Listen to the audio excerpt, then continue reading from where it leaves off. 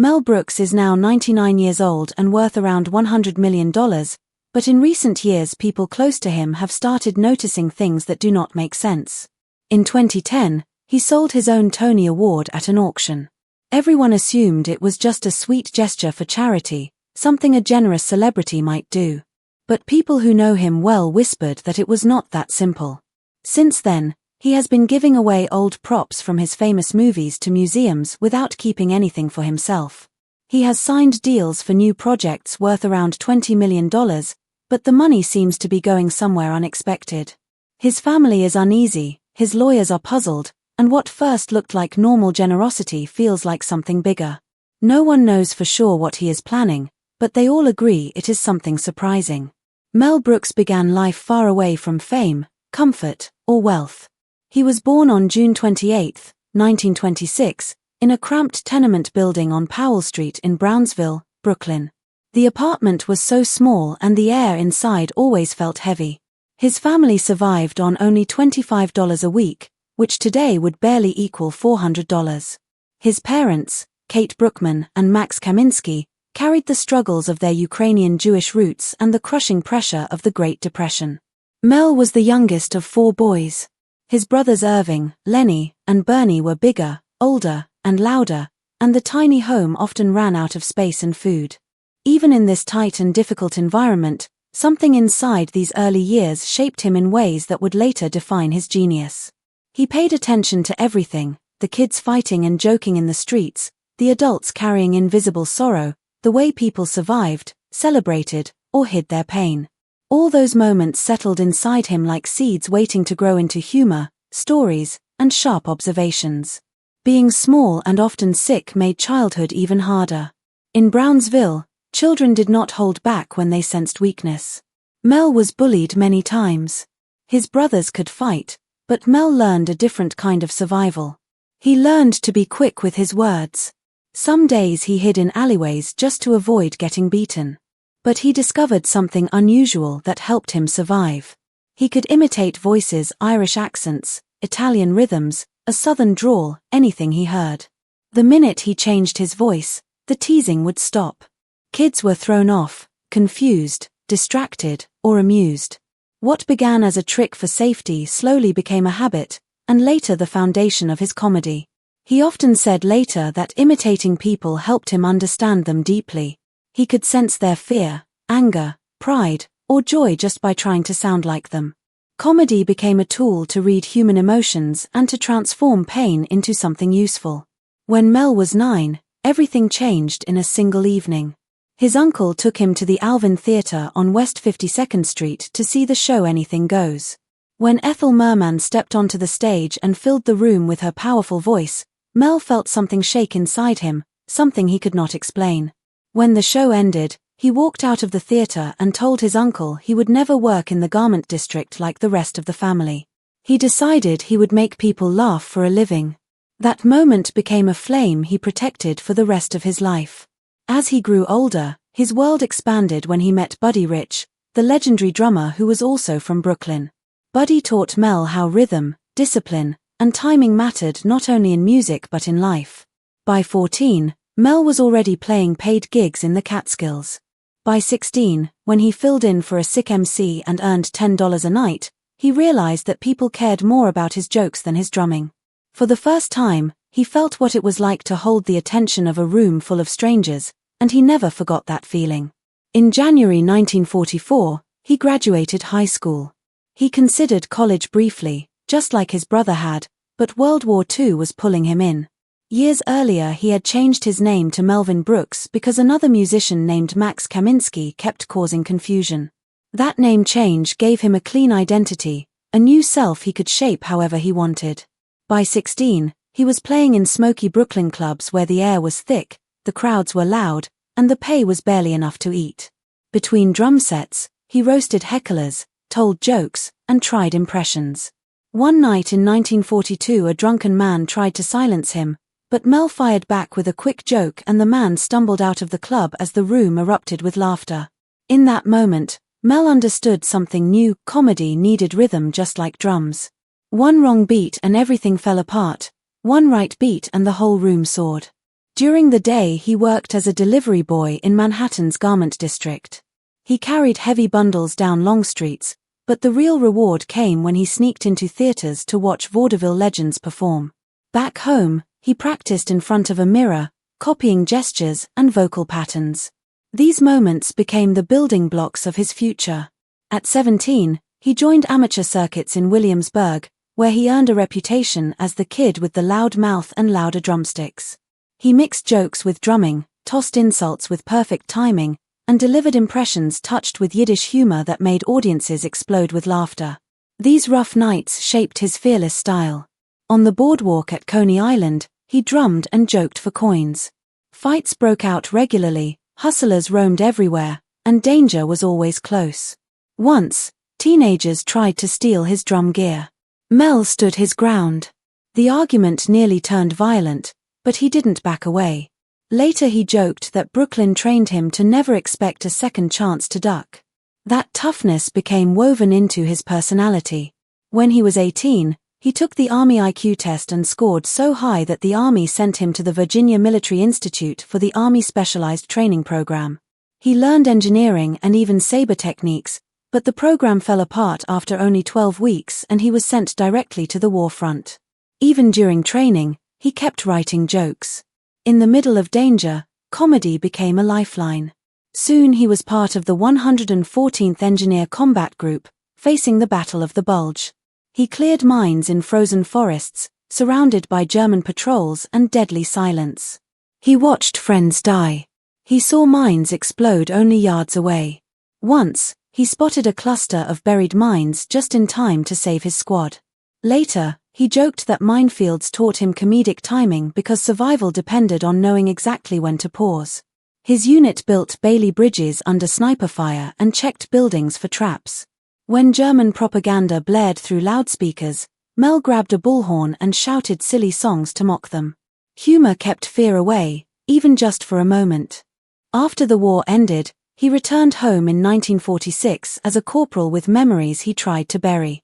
He found work at Grossinger's Resort, earning $75 a week playing drums, hosting shows, and doing stunts to make people laugh. Some nights he would even dive into the pool fully dressed just to energize the crowd. The rooms were chaotic and unpredictable, but they sharpened his instincts.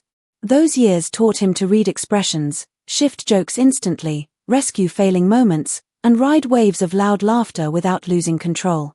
By the late 1940s, he drifted between radio stations, handing out jokes to producers. In smoky clubs, he tested routines about war and life. One night a joke about mines fell flat, and the room froze. Instead of panicking, he revised the punchline on the spot, turning silence into roaring laughter. A producer noticed this skill and hired him for his first writing job at $25 a week. It was not much, but it was proof that he was finally entering a bigger world. In 1949, he auditioned for Sid Caesar's show. Instead of performing something polished, Brooks dropped to his knees and sang a strange, self-mocking song about how terrible he was. It was desperate, bold, and unforgettable. Sid Caesar hired him immediately. The pay was small but steady, and it placed him in a writer's room filled with legends like Neil Simon, Carl Reiner, and Mel Tolkien. They worked extreme hours, sometimes staying awake for 72 hours straight. They wrote more than 200 sketches a year for live television. The pressure was enormous, but the creativity was electric. He wrote sketches that pushed boundaries, blending absurdity with sharp humor. One sketch, called The Clock, required actors to freeze for hours on live TV. Brooks tried it during rehearsal and collapsed after nearly 4 hours. That moment shaped his love for physical comedy, and later influenced his films. Another sketch he wrote with Larry Gelbart, French Underground, included a hidden joke hinting that Nazis were so foolish even a mouse could defeat them. The censors panicked, and the joke almost got the episode pulled. Brooks and Gelbart rewrote it at the last minute. These battles were early signs of his lifelong habit, pushing against restrictions without fear. By 1954, he earned his first Emmy nomination. Behind the scenes, tensions ran high. He clashed with Woody Allen more than once, and their arguments nearly turned physical. Early television was intense, competitive, and filled with strong personalities. But Mel walked out of that decade as one of comedy's giants. In 1960, Mel and Carl Reiner recorded The 2,000-Year-Old Man. It was unscripted, wild, sometimes vulgar, and many radio stations refused to play it. But audiences loved it, and the album sold over 1 million copies. Its raw humor freed him even more. By 1958, he left television, exhausted from years of non-stop writing and low pay. He tried Broadway with a musical called Shinbone Alley, but it flopped after only 49 performances. Even so, Mel Brooks kept going. Everything he had lived, poverty, fear, war, failure, hope, turned into the force that made him one of the most important comedic minds in history. The failure of his project hurt Mel Brooks both financially and emotionally, but that setback pushed him to change direction. He realized that if he wanted true creative freedom, he needed full control over his own work. That insight led him toward filmmaking, where he decided to direct his next big idea. In 1967, he pitched The Producers, a wild comedy built around a satire of Hitler. Studio after studio rejected it. 10 rejections came in a row, and most people thought the idea was too risky or too offensive to succeed. At last, Joseph E. Levine agreed to finance it, but he gave strict limitations. The budget was capped at $941,000, and the entire film had to be completed in just 40 days. Levine also refused to allow the original title, Springtime for Hitler, because he believed audiences would protest, so he forced the simpler title, The Producers. Brooks believed so strongly in the project that he chased down the actor Zero Mostel in a diner after recognizing him, and personally convinced him to take the role of Max Bialystock. The set was chaotic, loud, and emotional, but that messy energy shaped something unforgettable. The biggest controversy came from the musical number Springtime for Hitler. The chorus girls wore costumes that referenced gas chambers, and the stormtroopers danced in the shape of a giant swastika. At early readings, some people walked out of the room. Levine refused to let the film keep its original title because of how shocking the number was. When the movie finally premiered, some audience members left the theater in disgust, while others called it a masterpiece. That moment proved that satire could touch nerves no one expected. Filming added its own headaches. With a small budget and a tight schedule, Brooks pushed himself and his crew to the limit. Explosions went on longer than planned, fires broke out more than once, and Brooks became frustrated with his cinematographer, Joseph Coffey, who he felt used dull camera angles. Brooks eventually fired him in the middle of production and replaced the entire camera team overnight so filming could continue. The stress became so intense that Brooks developed insomnia, but he kept pushing because the film mattered deeply to him. When The Producers was released in 1968, it shocked many people by winning the Academy Award for Best Original Screenplay. Yet in theaters it earned only $375,524, less than half its budget. On paper it lost close to $3 million, and Brooks ended up in debt. He had to sell personal belongings and deal with studio accounting so confusing that he distrusted Hollywood finances for many years afterward. That failure made it harder to fund his next films, but it also made him fearless. Before all this, he had co-created the television show Get Smart in 1965 with Buck Henry. The show won 7 Emmys, but Brooks quit after the second season because NBC censors kept watering down his jokes. They wanted family-friendly touches like adding a cute dog or a gentle mother figure. Brooks refused, saying Max had no mother and never would. When the network softened the show, Brooks walked away, deciding he would only work on projects where he could protect his own voice. Brooks always pushed comedy further than anyone else dared, and that boldness showed early in the making of Blazing Saddles in 1974. For the famous campfire scene, he wanted everything real, so the actors ate actual baked beans and drank beer before filming. Every sound in the scene came from the actors themselves. They repeated the gag more than 100 times, but in the final cut Brooks used only 12 farts because he tested audience reactions and believed 12 was the perfect number before people stopped laughing and started feeling grossed out. He even raised the sound levels during editing so the joke would not be drowned out by laughter. Warner Brothers executives hated the scene and warned that it would offend audiences, but Brooks refused to cut it and declared it the funniest moment in the film. That decision changed comedy history forever, and afterward, crude humor became common in movies. Later that same year, he fought another creative battle. By 1974, Hollywood had fully embraced color films, but Brooks insisted that Young Frankenstein had to be shot in black and white. He wanted it to match the classic horror films he loved. Universal executives were stunned. They chased him through the studio halls shouting that no one wanted black and white anymore, and even mentioned that Peru had just gotten color television, as if that proved their point.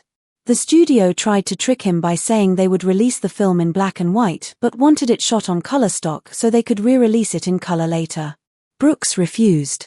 He demanded real black and white film so that no one could change his vision. That stubbornness paid off. Audiences loved the nostalgic look, and today it remains one of the most admired parts of the film. Fans still praise Brooks for risking his career to protect the style he believed in. During these years, rumors spread about Brooks rewriting scenes while high on marijuana. He wanted the atmosphere on set to feel loose and spontaneous, and sometimes he used it to spark fast jokes and fresh ideas. Studio executives disliked the rumors and whispered about addiction, even suggesting he might become an incurable. One executive warned him that a single arrest could end his career. Brooks never admitted to being addicted, but those whispers nearly derailed his future. Still, the films were huge hits, earning more than $100 million combined. His risks paid off yet again. When he created Spaceballs in 1987, he needed permission from George Lucas because of the Star Wars references. Lucas agreed but set one strict rule: no merchandise. He worried that Spaceballs toys would look too similar to Star Wars merchandise, which had already earned hundreds of millions. Because of that ban, Spaceballs lost millions in potential toy sales. Silly items Brooks wanted, like Princess Vespa scooters or bath airbags, never became real products. Brooks didn't let the rule go unnoticed. He added the line from Yogurt, "Merchandising is where the real money is," delivering it like a punch. 30 years later, Elon Musk jokingly named his flamethrower after the same line, and it sold out instantly. Lucas's merchandise ban never changed, and Spaceballs remains one of the only major films with almost no official action figures. Joan Rivers joined the cast as the voice of Dot Matrix. She improvised many of her lines and added voice glitches that made the character unforgettable. But the set had dangers. One practical explosion went wrong and burned Rick Moranis's wig so badly he needed medical attention. Production paused while he was rushed to the hospital. Brooks later said the accident raised the insurance costs by $50,000, which was a huge hit for a comedy film at the time. The chaos only added to the movie's legend. Dot Matrix became one of Rivers's most loved performances, and fans still mention that hospital incident when talking about the film's wild production. Spaceballs did not remain cheap. It began with a modest budget but soon ballooned to $22.7 million, more than double what the first Star Wars cost to make. Most of the money went to practical effects. The ludicrous speed sequence alone required custom models and intense planning. MGM executives panicked about the rising budget and were even more upset when Brooks included the combing the desert joke. Some executives found it offensive and pushed for edits. They even threatened to shut down the production if he refused. Brooks fought back, insisting it was satire. Despite the tension, Spaceballs survived and eventually became a beloved cult classic. Even the smallest jokes caused real-world fallout. After the film was released, several yogurt companies sued the studio, claiming that the character Yogurt confused customers. Every lawsuit was dismissed, but the cases showed how easily parody could step into legal territory. In the end, Yogurt became an iconic character, copied in fan art and referenced across pop culture. The legal battles only made the story of the film funnier. Brooks had taken big risks in earlier projects too. In History of the World, Part 1 in 1981, he created the famous Jews in Space sketch. It was a playful twist on Star Trek, with spaceships shaped like Stars of David and glowing Hebrew letters drifting through space. The humor made a bold point about Jewish survival. The sketch was banned in 10 countries, including Germany and Israel. Some actors refused to participate because they thought it crossed a line, and Brooks had to reshoot scenes at his own expense. The controversy helped the sketch become a legend, and today it is remembered as one of the bravest comedic moments ever put on screen. His energy followed him into theater when he adapted The Producers for Broadway in 2001, starring Nathan Lane and Matthew Broderick. The rehearsal room felt like a prank war. Actors swapped props, taped chairs, and replaced real script pages with nonsense ones. The chaos created an atmosphere where anything could happen, which helped the show explode with life. That wild energy turned the musical into a record-breaking phenomenon. It won 12 Tony Awards, including Best Musical, the most any show had ever won. But the production had scares too. During previews, the song Keep It Gay shocked so many audience members that some walked out. Investors panicked and threatened to pull their funding. Brooks had to rewrite lines and change scenes during previews, spending $2 million on fixes that ultimately saved the show. The adjusted version kept the satire sharp and became a story theater lovers still share. When the show moved to London in 2004, it faced a new kind of danger. IRA bombing threats forced the cast into emergency protocols during several performances. Security was tightened, but the cast continued performing through the tension. Nathan Lane often received standing ovations for performing under such intense circumstances. That resilience added another layer to the show's legacy. Brooks tried to repeat his Broadway success with the Young Frankenstein musical in 2007. It cost $14 million to produce, but the show never connected with audiences the way he hoped. Even though it won an award for its score, it lost $15 million by the time it closed. Critics said it was too silly. Brooks defended it, saying improvisation kept it alive. The financial loss shocked the theater world and reminded everyone that even legends face failure. Brooks had achieved EGOT status in 2001, becoming one of the few people in history to win an Emmy, Grammy, Oscar, and Tony. But in 2010 he surprised fans by auctioning off one of his Tony Awards because of personal financial issues. The sale raised a large amount of money and showed how open he was about the strange relationship he had with fame and wealth. It became one of the most memorable and unusual moments in modern Broadway history. His personal life had storms of its own. Brooks married Anne Bancroft in 1964, 2 years after divorcing Florence Baum, the mother of his first 3 children. In the 1970s, rumors spread about affairs during the filming of Young Frankenstein and Silent Movie. One famous story says that Brooks publicly thanked actor Tim Matheson for not sleeping with Bancroft during Silent Movie, which only fueled gossip. These rumors strained their marriage and nearly pushed them to divorce, but they stayed together until Bancroft died of uterine cancer in 2005. Even now, Brooks refuses to slow down. At 99 years old in 2025 and worth around $100 million, mostly from long-term royalties, he announced 2 major new projects, Spaceballs 2 and a TV series called Very Young Frankenstein. FX approved the pilot and hired Taika Waititi to direct, with Stephanie Robinson as showrunner. These deals are worth around $20 million and are among the most expensive comedy projects ever created by someone nearly a century old. Brooks joked that fans had begged for sequels and he wanted to give them something even better. He has also never stopped supporting charity. In 2010, he headlined a major fundraiser for the Leukemia and Lymphoma Society and raised $1 million in a single night. Tickets ranged from $100 to $250, and VIP guests shared champagne and dessert with him. He performed improvised Hitler jokes on stage and kept the room laughing for hours. Later, he donated props from The Producers and other films to museums as part of his estate planning. In 2018, he faced a frightening health crisis when he needed emergency pacemaker surgery. The risks were serious, but he recovered and continued working. He voiced characters in the Hotel Transylvania films until 2022. He later admitted he regretted not making more daring films after the 1990s because the entertainment world became more restrictive. Comedy, he said, was always his shelter, and sometimes he wished he had pushed even harder.